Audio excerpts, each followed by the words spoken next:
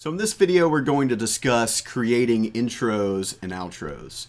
And there isn't anything too complicated in this song specifically, but I figured that it was still important to cover. Other songs that we do in this tutorial series that you'll see in the future may be a little bit more in depth on the intros and outros. It's going to be different every time, but we figured we'd include it. When you're making pop tracks, it's pretty typical that you're going to be building your own intros and outros. We don't get a lot of demos that have any kind of intro and outro that's set in stone or specific. It's usually us just at the end, creating some idea of, okay, we need an intro and outro to complete this song. But the good news is, in a lot of scenarios, you've already created the intro and outro. And what I mean by that is a quick and easy way to build intros and sometimes outros is simply using parts within the song that are already there, that you've already produced. This allows the intro to kind of set the mood and foreshadow what's to come in the song. The intro is obviously the first impression, so it's super important.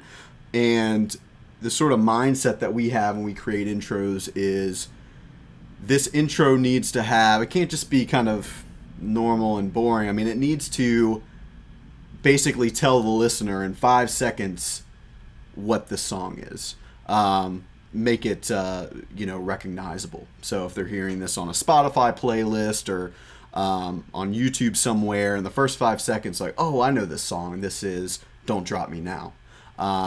So that's kind of our approach from kind of the artistic standpoint that we like to do is making the intro kind of strategic in that way and not just boring. You don't want someone to just kind of skip through it and go. So Christian, play the intro and then you could talk a little bit about where you got the parts and how you made it. Real simple, guys, on this one.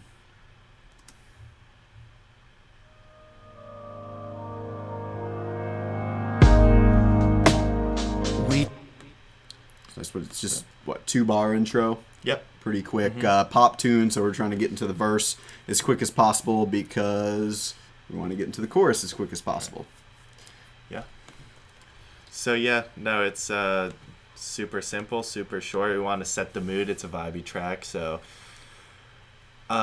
first I started this verse piano that comes in right here, this specific hit. You can see I just chopped it. And I bounced it in place and then reversed it, which gave me this track right here, which gave me this nice little piano swell.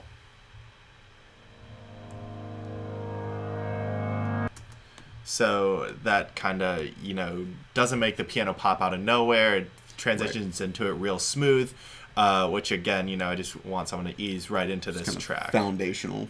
Right. And then, being the smart pop producer I am... took the little bell lead from the chorus that's kind of a counter melody to the vocal. Again, I bounced out this little section of it and faded it in. And that sounds like this soloed.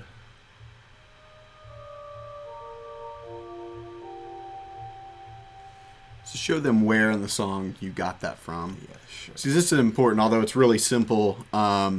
This is a motif that goes throughout the song. So again, going back to that, right, being able to recognize what song this is instantly. Yeah. So here it is in the chorus.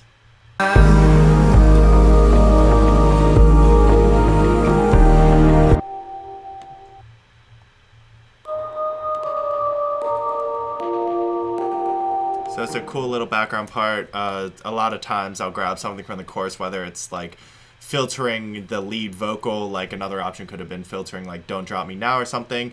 But I thought this was a cool little haunting bell part that was fun to put the intro and kind of preludes to the chorus. And in the chorus, obviously, it's very punchy, a lot of transients. So I took this really cool plugin by Good Hertz called Lossy and filtered the sound and degraded it with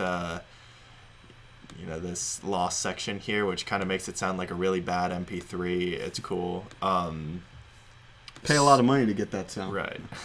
Yeah, and I think that's important too. So you can make it a slight variation of the part. It's just kind of, again, a hint of it. Right. You want to just catch their ear and be like, oh, yeah, it's this song. So right. And the sort of takeaway for this is, even if you're not doing a pop track, it's just about going through and looking at, hey, what are a couple of important pieces that happen in this song? Maybe it's a guitar riff in the post chorus. Maybe it's a little funky bass part that comes in on the second half of your verses, just something again to foreshadow what's to come. So pretty simple. That's a simple one, but I just see a lot of people get stuck on intros and outros and how to build them. They're sitting there, the track's done, and they're kind of second guessing. It's not something random, It's a lot of times it may seem like, oh yeah, you just throw something in there. It's not. It's intentional, and major pop songs, they're doing things specifically to catch your attention. Yeah, and since we're talking about pop music again, I'll just kind of reiterate. You don't need to have a huge, long intro. Pop tunes, we're trying to get to the chorus pretty quick. It looks about bar 27 is when we get into the chorus, so we get there pretty quickly. Besides it being a slow tempo song.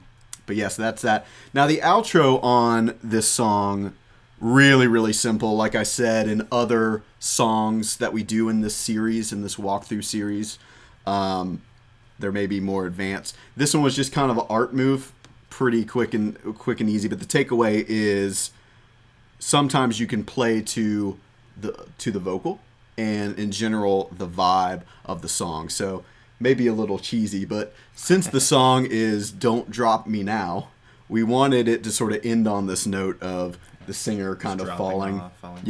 So all it was a pretty simple delay on the vocal as the rest of the tune fades out. Pretty quick fade, and again, nothing groundbreaking as far as audio production. But there's no hit on the final, that one at the end of the song. The drum chorus kind of, or all the instruments in the chorus kind of play out to that last bar and then stop. There's no last hit. It kind of just brings up his vocal at the end, which is kind of, again, plays to this cool falling off. The track just kind of stops. There's no definite end hit, and his vocal fades away with that delay, like Daniel's saying. Just falls into the hole. Yeah. You got dropped. Well, why don't you play it?